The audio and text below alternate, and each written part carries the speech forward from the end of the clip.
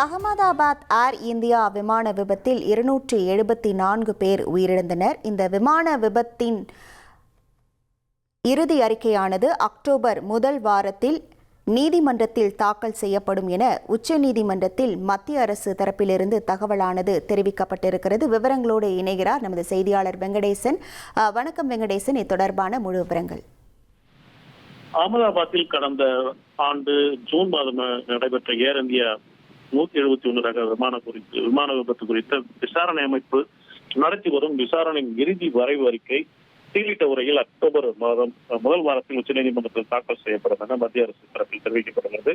இது தொடர்பான மனுவை விசாரித்த சூரியகாந்த் தலைமையிலான அமர்வு இந்த விசாரணை என்று மேற்கொண்ட போது மத்திய அரசின் சொலிசிட்டர் ஜெனரல் துஷார் மேத்தா இந்திய விமான ஓட்டிகள் கூட்டமைப்பு தங்களது கருத்துக்களை விமான விபத்து அமைப்புக்கு முன் வழங்கலாம் என்றும் விசாரணையின் போது தேவைப்பட்டால் அவற்றை விமான விபத்து விசாரணை அமைப்பு பரிசீலித்து நடவடிக்கலாம் என்றும் நீதிபதிகள் தெரிவித்தனர்.